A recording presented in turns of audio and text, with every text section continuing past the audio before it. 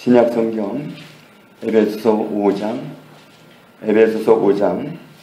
18절 한 절만 보겠습니다.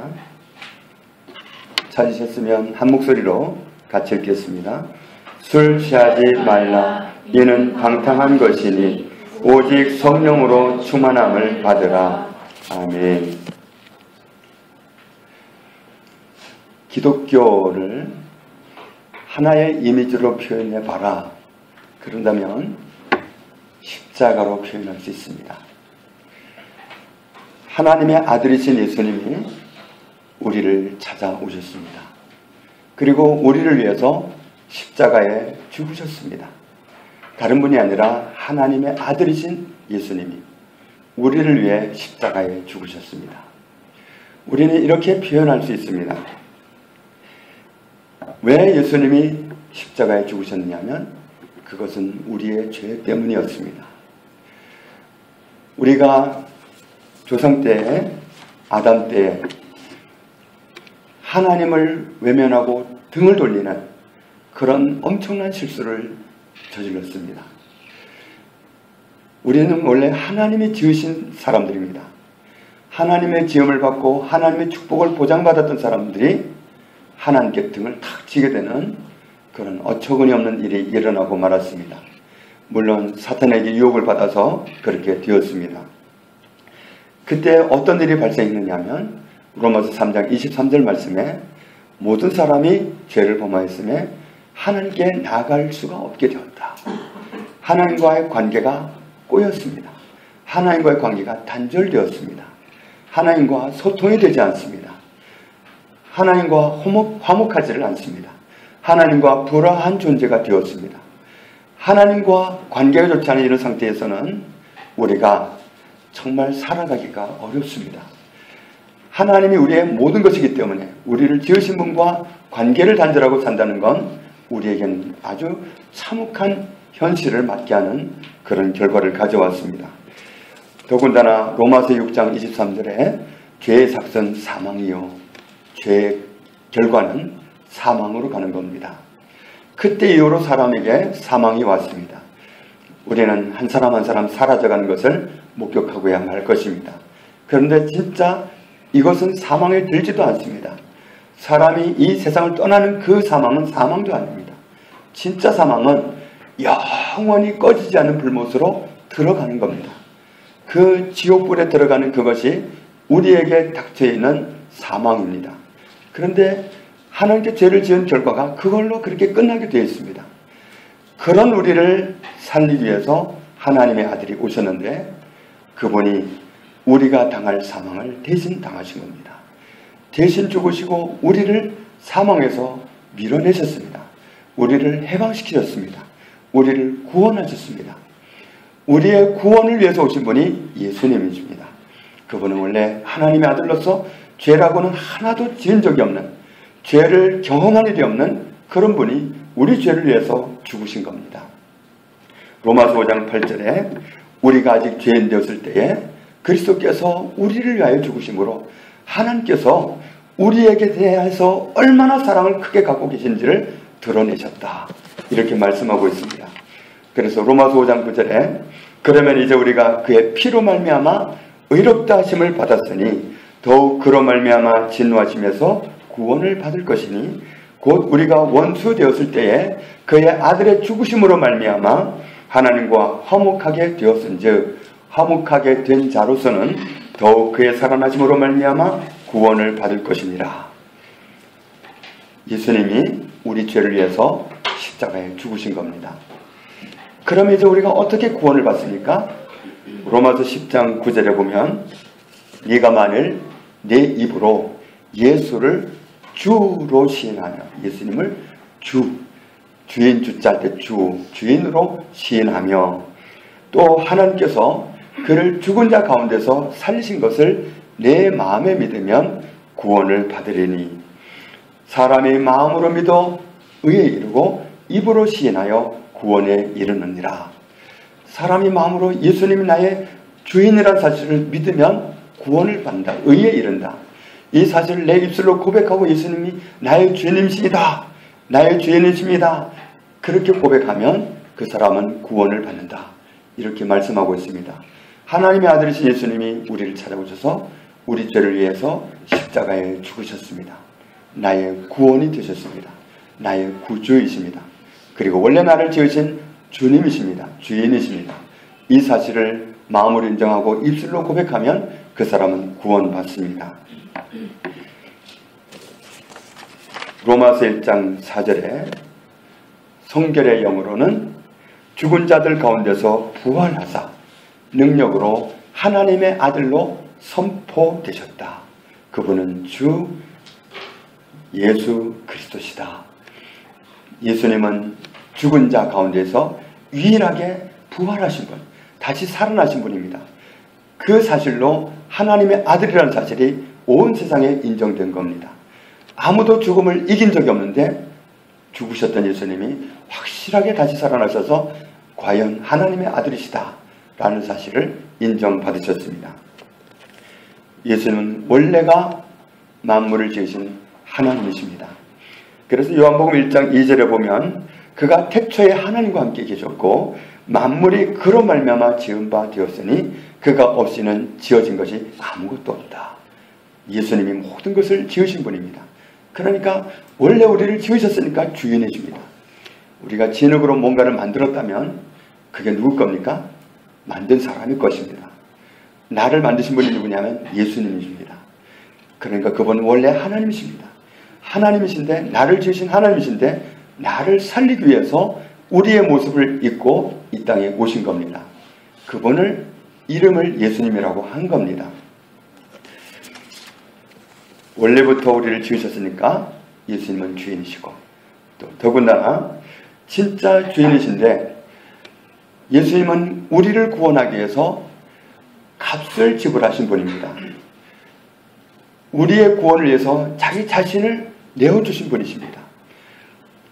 갈라디아서 2장 20절에 나를 사랑하사 나를 위하여 자기 자신을 버리신 하나님의 아들이라고 말씀하고 있습니다.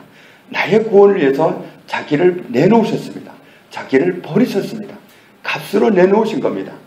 나를 살리기 위해서 친히 자기를 값으로 내놓으신 분, 그분이 예수님이십니다. 우리는 나를 지으신 분을 주인으로 섬기고 살아야 되는데 정말 오랫동안 진짜 주인을 외면하고 사탄을 주인 삼고 죄를 주인 삼고 그렇게 알지도 못하고 매여서 살았던 사람들입니다. 그런 사람들은 사탄의 종노릇을 하고 죄의 종노릇을 하는데 이걸 정말 모르고 살아갑니다. 정말 죄를 짓고 싶어서 지는 사람은 아무도 없습니다. 또 죄를 이렇게 살면 안 되는데 죄를 이겨보자. 아무리 죄를 이기고 싶어도 스스로는 죄를 이길 능력이 없습니다. 우리는 이 전염병에 걸린 사람은 그걸 이겨내야 되는데 죄라는 전염병은 사람이 이겨낼 수 있는 그런 병이 아닙니다. 그래서 하나님이 우리를 구원하기 위해서 친히 오신 겁니다. 로마서 6장 22절에 그러나 이제는 너희가 죄로부터 해방되고 하나님께 종이 되어 거룩함에 이르는 열매를 맺었으니 그 마지막은 영생이라. 죄의 삭은 사망이요 하나님의 은사는 그리스도 예수 우리 주 안에 있는 영생이니라. 요한복음 1장 12절에 영접하는 자 곧 그 이름을 믿는 자들에게는 하나님의 자녀가 되는 권세를 주셨다고 말씀합니다. 우리를 구원하신 분, 우리의 구원을 위해서 십자가에 대신 주고 그 값을 자기 몸으로 지불하신 분, 그 예수 그리스도를 영접하는 사람, 모셔드리는 사람은 하나님의 자녀이다. 누구든지 예수님을 모시면 하나님의 자녀입니다. 예수님 제 안에 오십시오. 예수님 저에게 와주십시오. 그렇게 말씀드리면 그러면 예수님은 오십니다. 요한계시록 3장 20절에 볼지어다 내가 문 밖에 서서 두드리노니 누구든지 내 음성을 듣고 문을 열면 내가 그 사람에게 들어가겠다고 했습니다. 그런데 우리가 어떻게 예수님에게 문을 엽니까? 예수님 들어오십시오 하는 겁니다. 닫힌 문도 열면서 들어오세요 해야 문을 여는 거지, 열려있는 문이라도 들어오세요라는 말을 안 하면 여는 게 아닙니다. 열려있는 문이라도 들어오세요 하는 게 문을 여는 겁니다. 마찬가지로 예수님을 모시는 방법도 예수님 제 안에 들어오십시오. 제 삶 속에 임하십시오. 저와 함께 해주십시오. 말씀드리는 게 예수님을 모셔드리는 겁니다. 그러면 예수님이 들어오시는데 그 예수님은 언제까지 계시느냐 하면 우리는 어떤 사람을 가까이 하다가도 너무 같이 하기가 좀 어렵다는 생각이 들면 관계를 단절하기도 합니다. 다시 한 번 생각을 하기도 합니다. 그런데 히브리서 13장 5절에 보면 우리에게 오시는 예수님은 절대 그런 목적으로 오시지 않습니다. 그가 친히 말씀하시기를 내가 과연 너희를 버리지 아니하고 과연 너희를 떠나지 아니하리라. 예수님은 우리에게 오실 때 떠나지 않을 각오를 하고 오십니다. 나를 버리지 않을 각오를 하고 오십니다. 그래서 우리가 예수님을 한 번 모셔드리면 그분은 오셔서 절대로 나를 버리거나 절대로 나를 떠나거나 그럴 일이 없습니다. 영원히 함께 있기 위해서 오신 분이 예수님이십니다. 그래서 그 다시 오시는 예수님의 이름을 다르게는 뭐라고 표현했냐면 임마누엘이라고 표현했습니다. 임마누엘의 뜻이 뭐죠? 하나님이 우리와 함께 계시다. 우리와 함께 계시기 위해서 오신 하나님, 그분이 예수님이에요. 그래서 예수님 오십시오. 내 안에 와 계십시오. 그러면 그분은 오시는데 그때부터 다시는 나를 안 떠납니다. 그런데 때로 안 느껴질 때가 있죠. 그거는 나에게 문제가 있는 거예요. 그분은 떠나지 않고 계시는데 여전히 계시는데 내가 문제가 있는 거예요. 내가 그분을 향해서 뭔가 마음으로 문제가 있는 거예요. 그래서 이건 내 문제지 주님의 문제가 아니에요. 그래서 우리가 모를 때는 주님이 떠나셨나 보다. 주님 오십시오. 다시 오십시오. 그렇게 말씀드리는데 사실은 그분은 떠나는 분이 아니에요. 늘 함께 계셔요. 세상 끝날까지 함께 계시려고 오신 거예요. 그러니까 우리는 예수님은 내 안에 오십시오. 이 기도는 일생에 몇 번 하면 되겠어요? 한 번 하면 됩니다. 예수님 제게 오십시오. 예수님 저를 만나 주십시오. 그거는 한 번만 하면 됩니다. 두 번 다시 할 필요 없는 것은 나를 떠나거나 버리는 분이 아니기 때문에 늘 계시는 분이기 때문에 그렇습니다.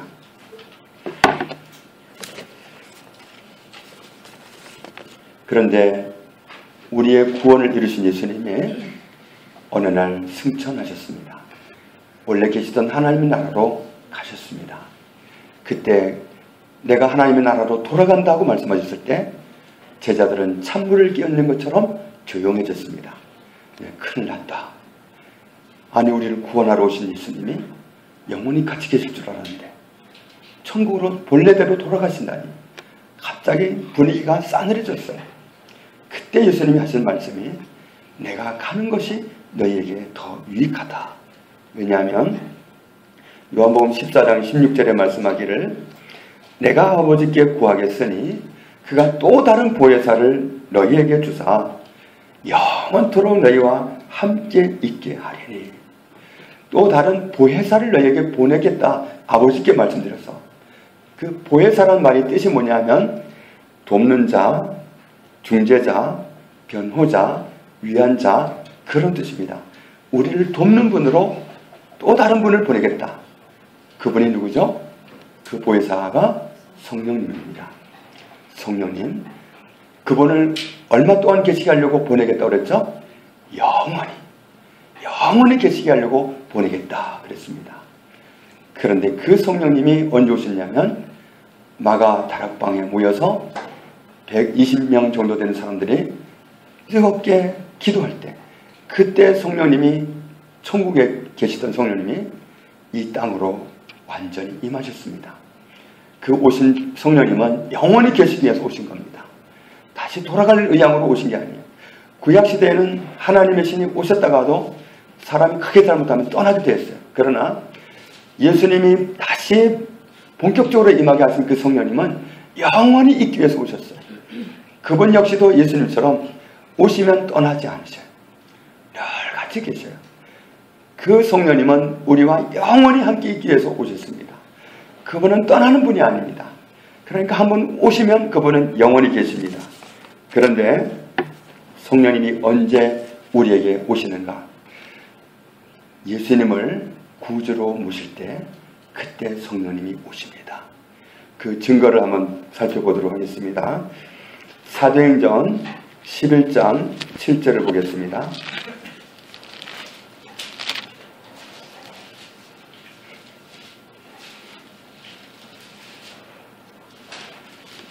사도행전 11장 17절입니다.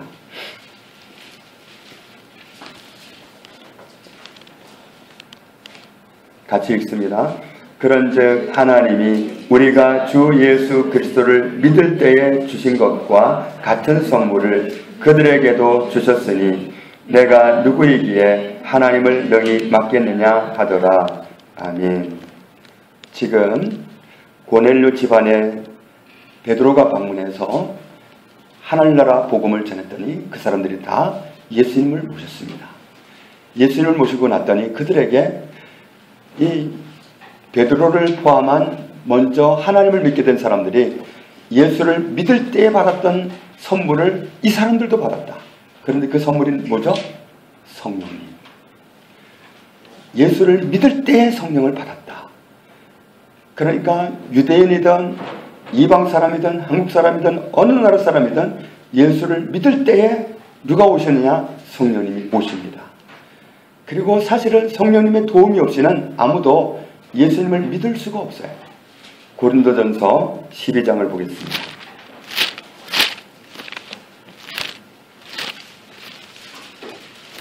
고린도전서 12장 3절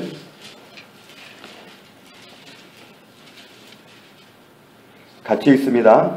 그러므로 내가 너희에게 알리노니 하나님의 영으로 말하는 자는 누구든지 예수를 저주할 자라 하지 아니하고 또 성령으로 아니하고는 누구든지 예수를 주시라 할 수 없느니라.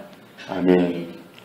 성령님이 알게 해주시지 않으면, 성령님이 도와주시지 않으면 예수님이 나를 지으신 주님, 나를 구원하신 구주라는 사실을 발견할 수가 없습니다. 내가 예수님을 믿게 되었을 때는 성령님이 이미 오셔서 나를 도와주신 거예요. 성령님이 나를 알게 해주셨기 때문에 내가 예수님을 믿게 된 거예요. 나의 주인으로, 나의 구주로 믿게 된 것은 성령님의 도우심 때문입니다. 그러니까 성령님은 이미 와 계셨어요. 그리고 고린도전서 3장을 보겠습니다. 3장 16절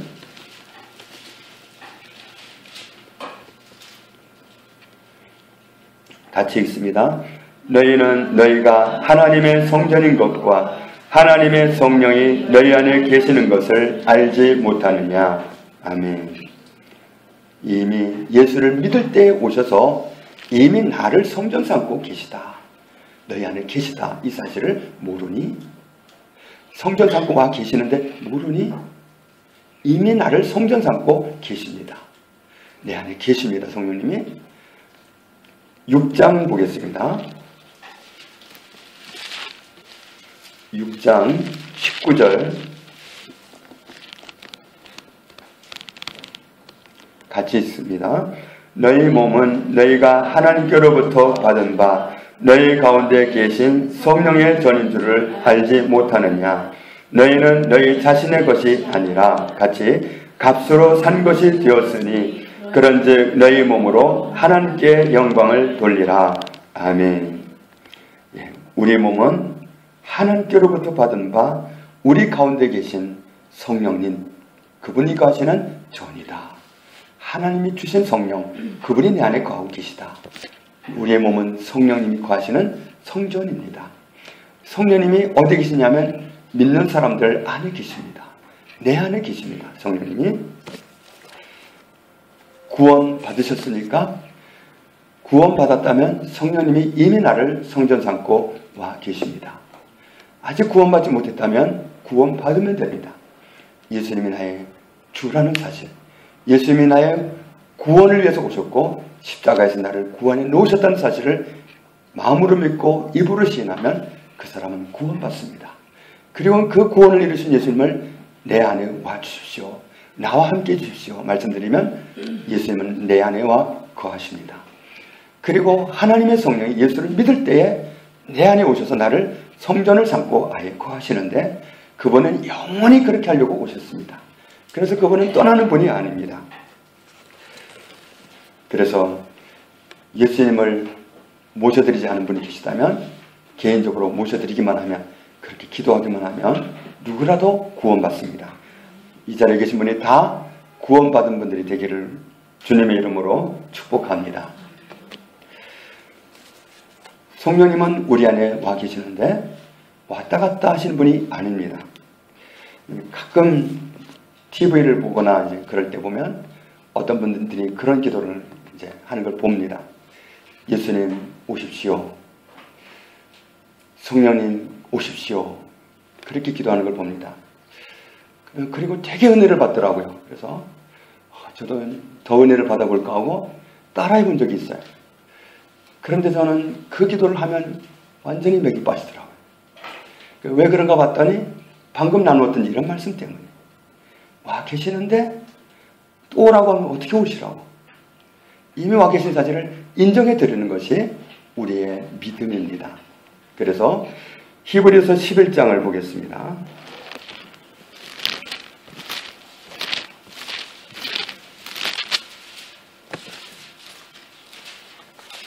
히브리서 11장 6절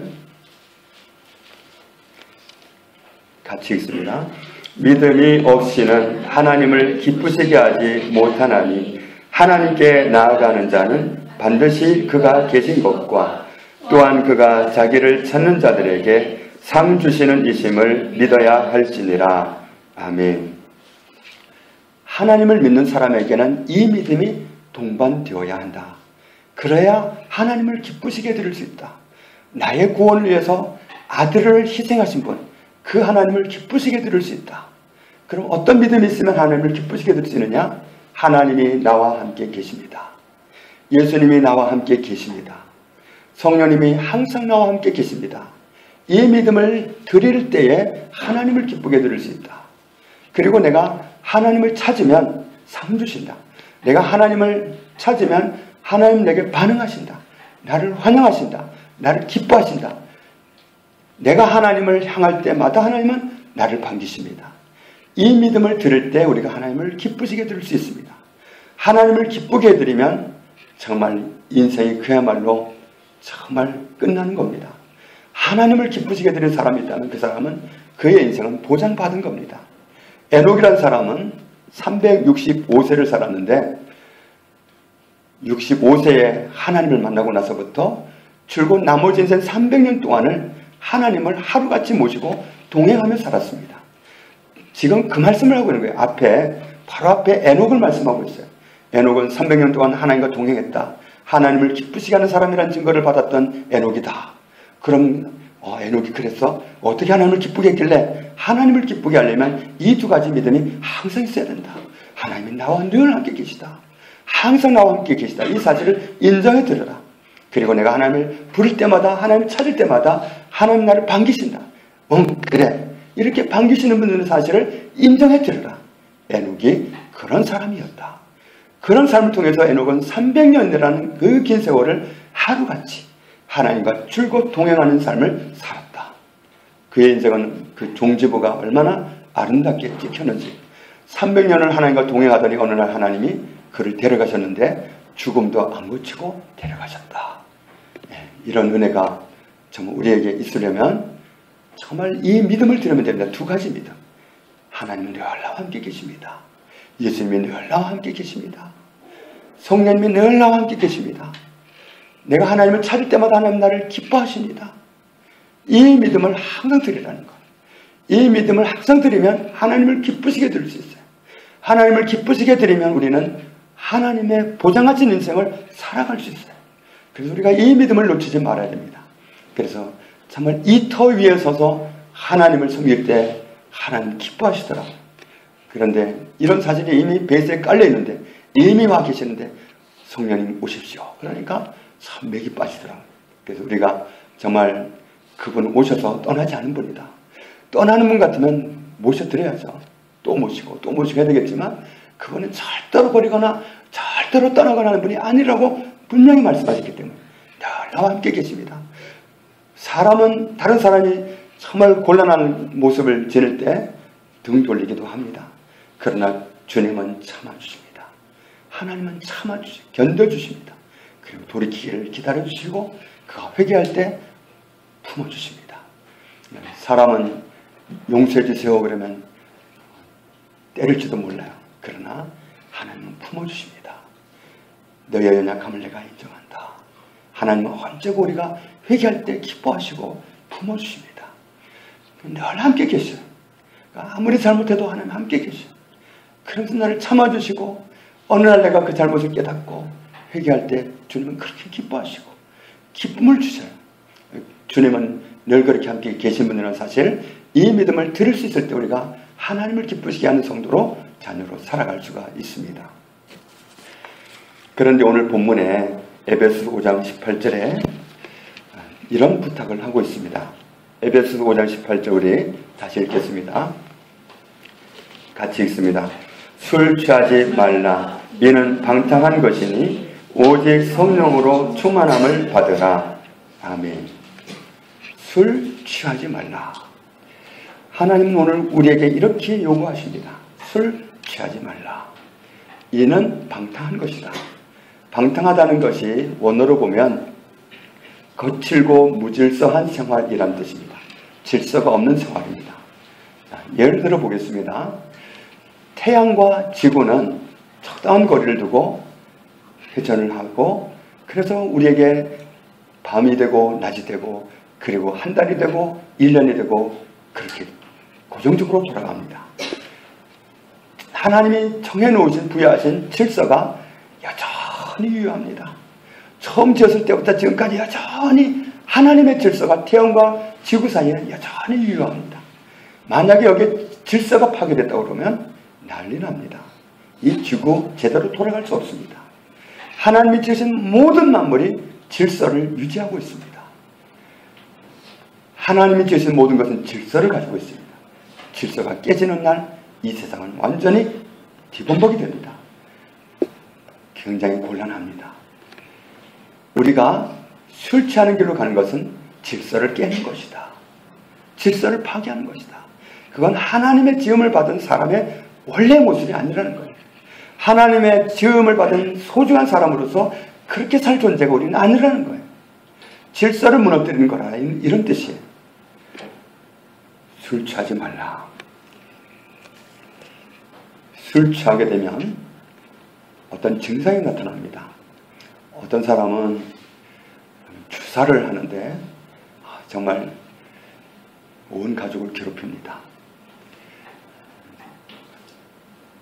기분이 나빠져가지고, 술만 취하면 기분 나빠져가지고 눈앞에 보이는 사람이 왼수 잡아먹으려고 그래. 어떤 사람은 술 취하면 그냥 잡니다. 그런 사람은 그래도 봐줄만한 사람이에요. 괴롭히는 사람은 정말 나쁜 사람이에요. 얼마나 가족을 힘들게 하는지 몰라요. 그러니까 술에 취하면 나타나요. 술 취했다는 증거가 나타납니다. 평소에 말을 안 하던 사람이 말을 자꾸 하고, 화를 내기도 하고, 사람을 괴롭히기도 하고, 아니면 그냥 자버리고, 이런 술 취했다는 증거가 나타납니다. 자, 그런데 여기서 술 그러면 포도주 정도는 아니겠지. 소주라든지 고량주라든지 양주라든지 이런 거 아니면 포도주 괜찮겠지. 그렇게 생각을 할 수 있습니다. 그러나 이 술이란 말이 원어로 보면 오이노스라는 말인데 포도주입니다. 와인, 포도주입니다. 술의 원조는 포도주입니다. 그러니까 포도주도 술입니다. 포도주도 해당되는 겁니다. 포도주는 아니겠지? 그렇게 하면 안 됩니다.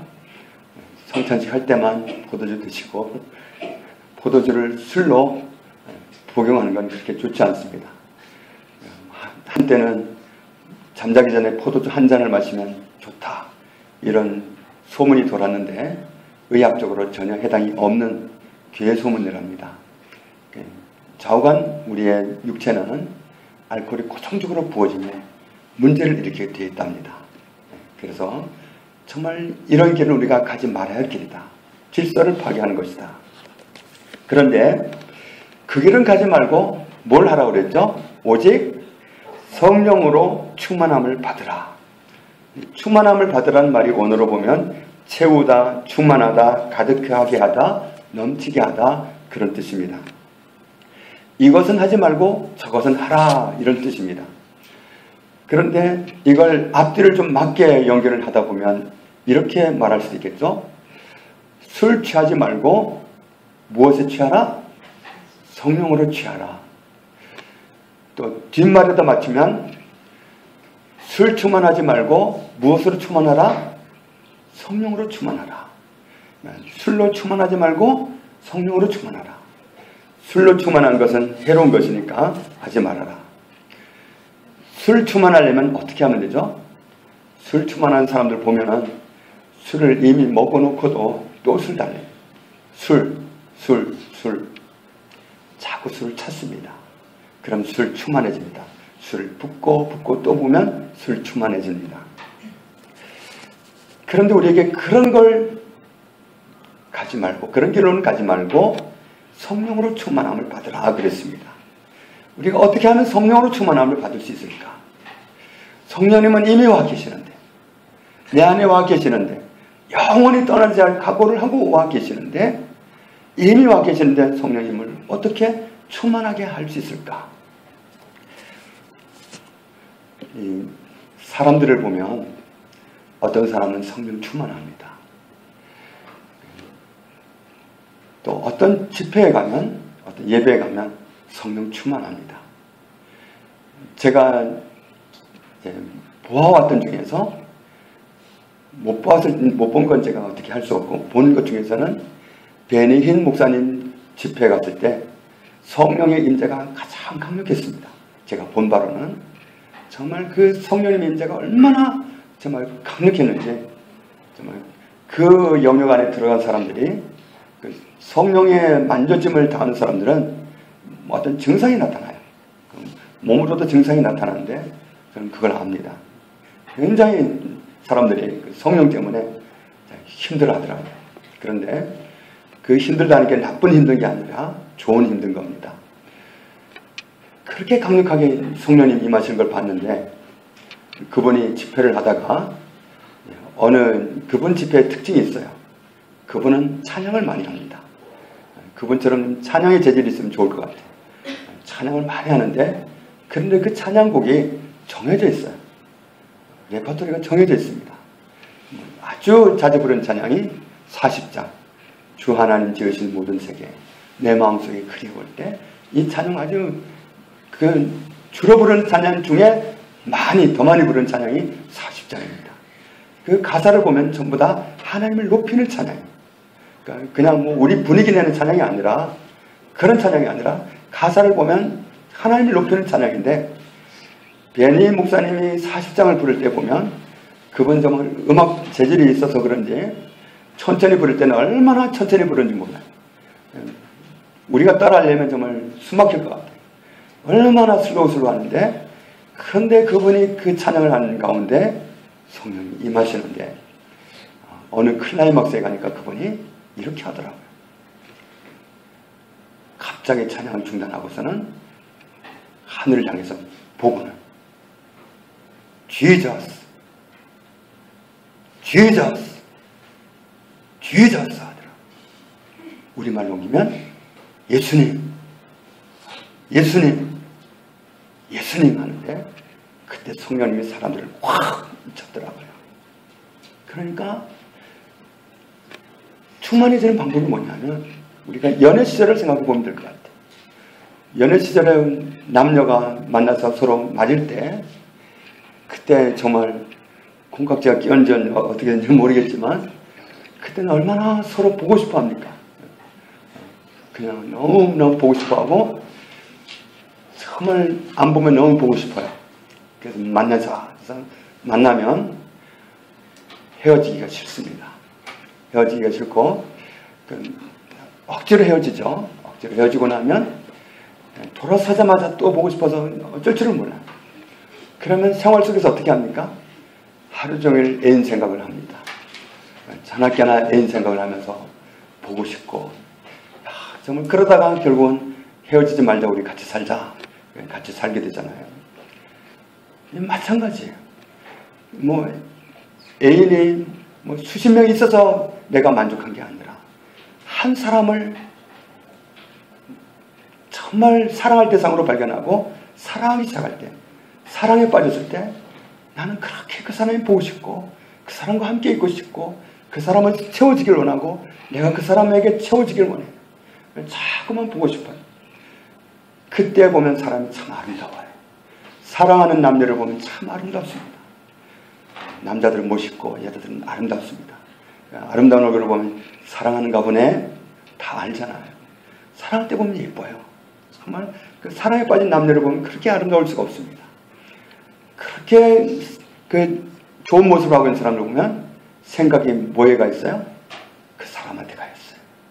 그런 사람은 애인 생각밖에 안 해요. 그 사람으로 충만한 거예요. 그러니까 그 사람으로 가득하고 다른 생각 안 해요. 그 사람에 빠져서 그걸 즐겨요. 마찬가지로 우리가 성령으로 충만해진다는 것은 성령님에게 집중하는 거예요. 성령님에게 집중하고 자꾸 성령님을 찾는 거예요. 베네이 목사님이 정말 예수님한테 같이 계시지만 예수님한테 정말 예수님 했던 것처럼 우리가 성령님 하는 거 정말 우리가 그렇게 집중하고 성령님을 찾는다면 그건 우리가 그분에게 집중하는 거예요. 그게 성령으로 충만해지는 방법이에요. 애인을 자꾸 주목하고 애인을 찾으면 애인 충만한 겁니다. 애인 생각밖에 안 해요.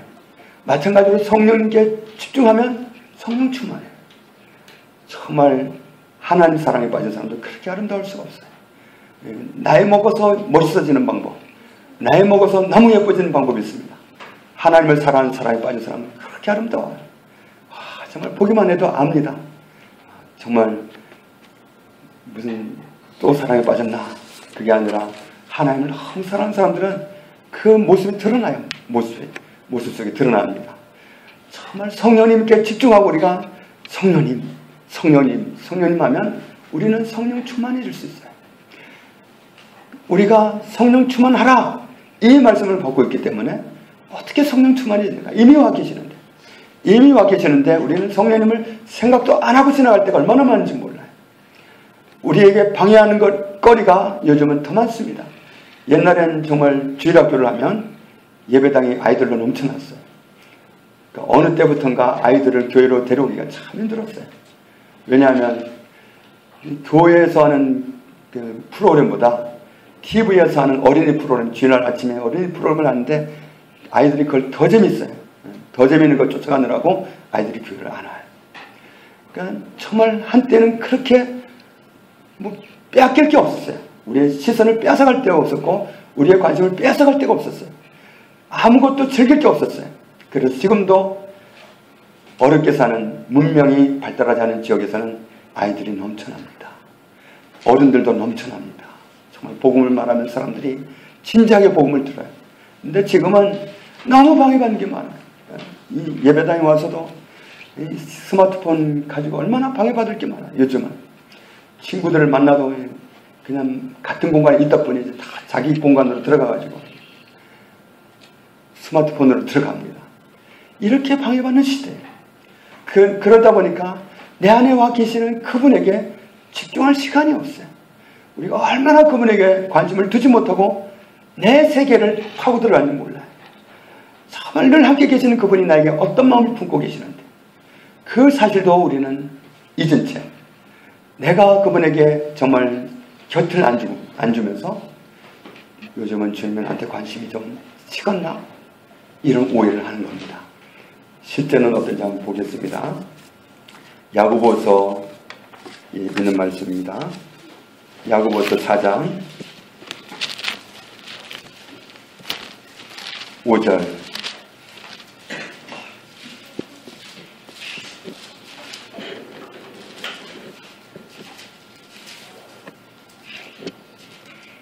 야고보서 4장 5절 같이 읽습니다. 너희는 하나님이 우리 속에 거하게 하신 성령이 시기하기까지 사모한다 하신 말씀을 헛된 줄로 생각하느냐. 아멘.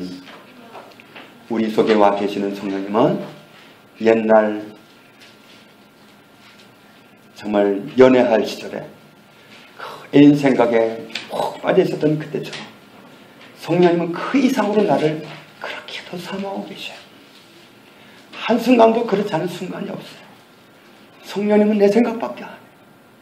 내 안에 와 계신 성령님은 내 생각에 빠져 계셔요. 시기하기까지 사모하신단 말이에요.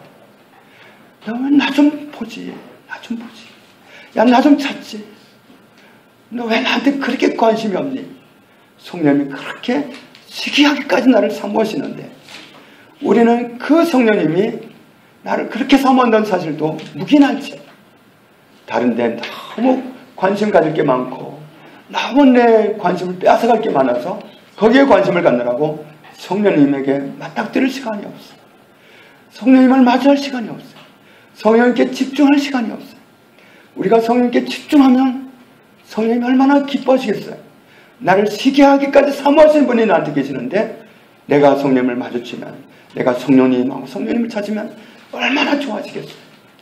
그런데 우리가 너무 많은 것에 관심을 빼앗기고 다른 것에는 관심을 가져도 내 안에 그렇게 시기하기까지 사모하는 성령님께 관심을 두지 못하는 삶이 허다한 순간입니다. 우리가 얼마나 많은 순간들을 그렇게 살아가고 있는지 모릅니다. 성령으로 충만함을 받으라. 어떻게 성령으로 충만함을 받습니까? 성령님, 자나깨나 생각이 성령님께 자꾸 집중하면 우리는 성령으로 충만해집니다. 술 충만해진 사람이 뭐예요? 자나깨나 술 생각이에요. 술 중독 들린 사람들 보면요. 어떤 사람 한 보름을 술 중독에 빠져요.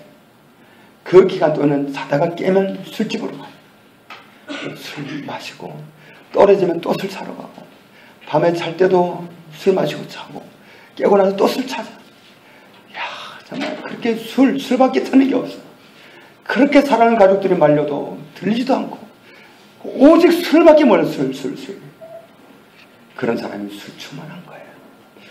성령 충만한 방법도 마찬가지 아니겠어요? 살았게나 우리가 성령님 자꾸 찾으면 성령 충만해지지 않겠어요? 우리에게 그렇게 살아가라고 하시는 거예요. 그런데 성령으로 충만해지면 우리는 다른 길을 안내받습니다. 말씀 요한복음 15장 26절을 보겠습니다. 요한복음 15장 26절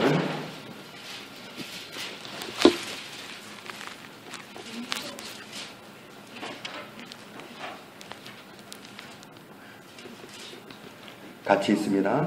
내가 아버지께로부터 너희에게 보낼 보혜사 곧 아버지께로부터 나오시는 진리의 성령이 오실 때에 그가 나를 증언하실 것이요. 아멘. 성령님께 집중하면 성령님은 우리를 다른 쪽으로 방향을 틀어주십니다. 나는 성령님 찾아도 성령님은 내가 성령님께 집중할 때 나의 시선을 틀어주십니다. 어디로 트냐면 예수님께로 틀어주십니다. 예수님을 자꾸 알게 해주셔요.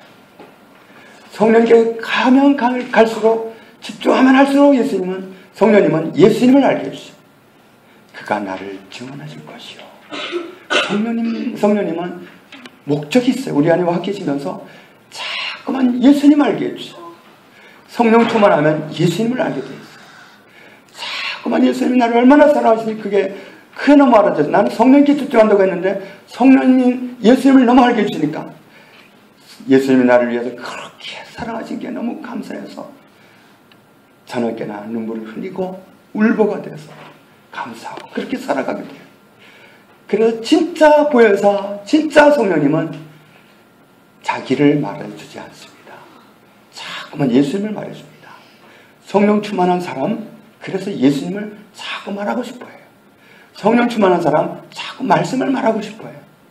그런 사람 병이 걸립니다. 자꾸 예수님 말 안 하면 견딜 수가 없어요. 자꾸만 예수님 말하고 싶어서 어쩔 줄을 몰라요. 어떻게 하면 예수님 모르는 사람이 예수님 증거할까 그 고민밖에 안 해요. 예수님 말하고 싶어서 환장해요. 그런 사람이 성령 충만한 사람. 그런데 가짜 보혜사도 있습니다. 과천에 어느 동네 가면 가짜 보혜사가 있는데 그 가짜 보혜사는 자기를 증거합니다. 자기를 증거하는 건 가짜 보혜사입니다. 예수님을 증거하는 그 보혜사가 진짜 보혜사입니다. 자기를 증거하는 건 가짜예요. 예수님을 증거하는 보혜사가 진짜 보혜사 성령님이십니다. 우리 안에 와 계시는 성령님께 우리가 집중하면 성령은 자꾸 예수님을 알게 해주십니다. 예수님을 알아가고 그래서 예수님을 충만한 사람이 됩니다. 결국은 성령 충만한 사람은 예수 충만한 사람 됩니다. 예수님을 어떻게 알게 해주세요? 성령님은 예수님을 알게 해주시는데 말씀을 통해서 알게 해주십니다. 말씀으로 인도하셔요. 말씀을 통해서 예수님이 어떤 분인지, 예수님이 나를 얼마나 사랑하시는지, 예수님이 어떤 목적으로 오셨는지 말씀을 통해서 자꾸만 알게 해주셔요. 그래서 성령 충만하면 자꾸만 말씀을 보게 해주셔요. 정말 사람들이 놀랍더라고요. 그렇게 성경 보라고 해도 안 보는 사람이 어느 날 가보면 성경을 끼고 살아. 성경이 그렇게 달대. 성경 놓고 싶지가 않대. 그냥 욕심을 내고 성경을 자꾸 읽어요. 장사하는 사람이 장사에 관심이 없고 성경에 관심이 있어. 자꾸 성경 읽고. 나 우리 예수님 너무 좋아. 이게 진짜란 말이죠. 성령님은 그렇게 우리를 이끄셔요. 내가 성령 충만한지 안 한지를 보려면 내 모습을 보면 돼요. 술 취함도 증거가 나타나요. 술 취한 사람도 증거가 나타나듯이 성령 충만한 사람도 증거가 나타나요. 자꾸 예수님 말하고 싶고, 자꾸 성경 보고 싶고, 자꾸 말씀 말하고 싶고 그래요. 그렇지 않다면 우리가 뭐 충만하지 않은 거죠? 성령 충만하지 않은 겁니다. 그런데 오늘 말씀은 우리에게 성령 충만하라고 말씀하십니다. 오직 성령으로 충만하라. 다른 것으로는 충만하지 말고, 다른 것으로는 채우지 말고 오직 성령으로 충만하라고 말씀하십니다. 성령님을 자꾸 찾으면 우리는 성령 충만해지고, 성령 충만해지면 성령님 우리를 예수님께로 이끄십니다. 말씀으로 이끄십니다. 그래서 예수님을 확연히 알게 해주시고 그 예수님 때문에 만족감을 누리고 살아가도록 축복하십니다. 금요일날 선진집사님 간증을 하면서 정말 젊은 시절에는 잘 몰랐는데 채워지지 않는 그 허전함이 있었다. 그 허전함을 채우려고 정말 어떤 문제인 줄 알고 그 문제를 수습해버리고 그렇게 노력을 했는데 채워지지 않았다. 그런데 어느 날 예수 그리스도로 충만해지니까, 성령 충만해지니까 그게 답이라는 사실을 그때 알았다. 맞습니다. 예수 그리스도로 충만해지면, 성령으로 충만해지면 그제서 우리는 우리의 만족을 얻게 되는 겁니다. 다른 것으로는 채워지지 않아요. 하나님이 계실 자리가 우리에게 있기 때문에 하나님 아니고는 채워질 수가 없어요. 우리가 어떻게 하나님으로 충만합니까? 어떻게 성령으로 충만합니까? 성령님. 정말 우리가 솔직하게 자신을 돌아보면 너무 많이 성령님을 잊고 살지 않습니까? 너무 무관심하게 살지 않습니까? 우리는 정말 어떤 문제가 시급할 수는 있어요. 그 문제보다도 어쩌면 덜 찾는 게 성령님 아닙니까? 그 문제 해결돼야 되는데, 이런 생각은 하면서도 성령님께 그렇게 마음이 절절하지 않는 우리의 모습, 그게 우리의 현주소가 아닙니까? 우리가 돌아가야 할 장소가 있습니다. 성령 충만함의 장소로 돌아가야 합니다. 그 자리가 우리가 있어야 할 자리입니다. 오직 성령으로 충만함을 받으라. 오직 성령으로 충만함을 받으라. 다른 것이 아니라 오직 성령으로 충만함을 받으라. 어떻게 충만해집니까? 성령님. 그렇게 집중하면 틀림없이 성령님은 우리의 방향을 꺾으십니다. 예수님을 알게 해주십니다. 말씀을, 신약을, 구약을 넘나들면서 예수 그리스도를 밝게 알게 해주십니다. 그렇게 알게 되면 예수님을 배신하지 않아요. 예수님을 배신할 수가 없습니다. 우리가 정말 예수님을 아는 그 자리, 성령님께 집중하는 자리입니다. 성령 충만해진 자리입니다. 성령님. 저와 여러분이 오늘부터, 이 순간부터 정말 성령으로 충만해지는 그 길을 택함으로 예수 그리스도로 충만해지고, 말씀으로 충만해지고, 하나님으로 충만해지는 만족함의 인생을 살아가는 그런 은혜 누리시기를 주님의 이름으로 축복합니다. 하나님 아버지 감사합니다. 하나님을 잃어버린 가슴에는 다른 아무 것으로도 채워지지 않는 허전함이 있습니다. 그런 우리를 하나님이 찾아와 주신 것 감사합니다. 예수님을 보내주시고 그가 우리 죄를 십자가에서 도말해 주시고 하나님과 우리가 화목하게 해주시고 그 구원을 이루신 예수님 모셔드릴 때에 하나님의 자녀가 되게 해주신 것 감사합니다. 예수님이 우리 안에 거하시는 것 감사합니다. 성령님이 우리 안에 거하시는 것 감사합니다. 영원히 떠나지 않고 계심을 감사합니다. 그런 우리에게 또 요구하십니다. 거하시는 자체만 가지고는 안 된다. 성령으로 충만해져야 된다고 말씀하십니다. 어떻게 충만해질 것을 알게 해주신 것 감사합니다. 이미 계시는 성령님을 향해서 자꾸만 성령님께 집중하면서 성령님, 성령님, 성령님을 찾으면, 성령님을 부르면 우리는 성령으로 충만해지는데, 성령으로 충만해지면 성령님은 예수님으로 충만해지게 하시고 말씀으로 충만해지게 하시는 은혜를 감사합니다. 이 자리에 예배하는 우리 모두가 이 은혜로 살아가도록 축복하여 주옵소서. 예수님 이름으로 기도합니다. 아멘.